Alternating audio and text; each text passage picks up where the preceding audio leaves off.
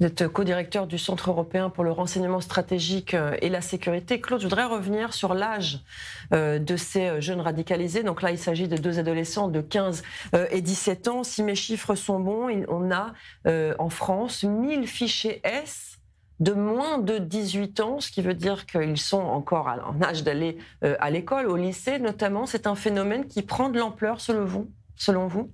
Bon, c'est un phénomène effectivement qui prend de l'ampleur. Le fichier S n'est pas le plus intéressant, hein. Le fichier S, c'est juste un instrument d'identification et de recherche qui permet par exemple de contrôler les allées et venues d'une personne qui serait contrôlée de manière aléatoire dans un aéroport, dans une gare ou au cours d'un contrôle routier. Et ça permet de voir avec qui il circule, dans quel véhicule, avec quelle plaque, d'où il vient, où il va, etc. Mais il y a un autre fichier, le fichier des signalements de la radicalisation à des fins terroristes, qui lui est plus important, puisque là, ce sont vraiment des suspects qui sont des suspects dangereux, qui sont répertoriés. Il y en a, le chiffre exact n'est pas connu, mais on est entre 15 et 20 000 suspects, donc pour l'ensemble des mouvances extrémistes, bien entendu.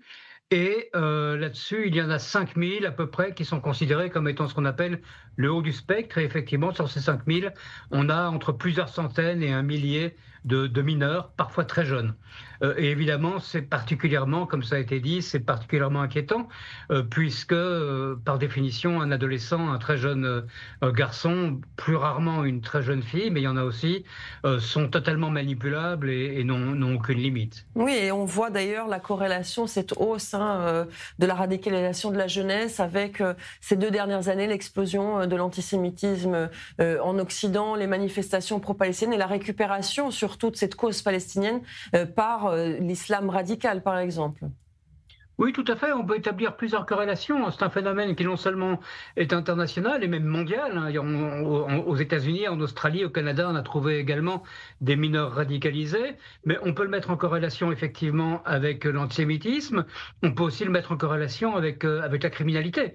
Dans le trafic de stupéfiants en Europe et en particulier en France, on a par exemple tout au bas de l'échelle ce qu'on appelle les chauffeurs, hein, ceux qui font le guet près des points de deal. On a des gamins qui ont parfois 14 ou 15 ans seulement. Donc c'est un phénomène qui a pris de l'ampleur, qui touche tout le monde. Et si on parle d'antisémitisme ou d'actes anti-israéliens, on va par exemple avoir très bientôt à Paris un procès qui va s'ouvrir contre de jeunes adolescents qui voulaient attaquer, qui avaient un projet un peu chimérique, mais qu'ils considéraient comme sérieux, qui voulaient attaquer l'ambassade d'Israël à Bruxelles avec un camion piégé. Pour qui connaît l'ambassade israélienne à Bruxelles, sait que c'est un bunker et que même la rue est fermée. Il est quasiment impossible d'y aller, même en tant qu'Israélien.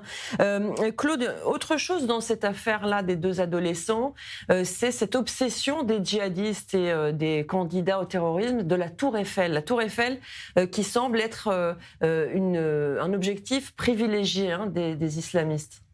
Oui, mais ça, c'est de l'ordre du fantasme, parce que c'est quelque chose qu'on connaît. Il y a plus de 30 ans, l'avion qui avait été détourné d'Alger par le GIA au début des années 90, il semblerait qu'ils envisageaient, que les terroristes envisageaient de l'écraser sur la Tour Eiffel, un peu comme les gens d'Al-Qaïda l'ont fait sur le World Trade Center et le Pentagone le 11 septembre 2001.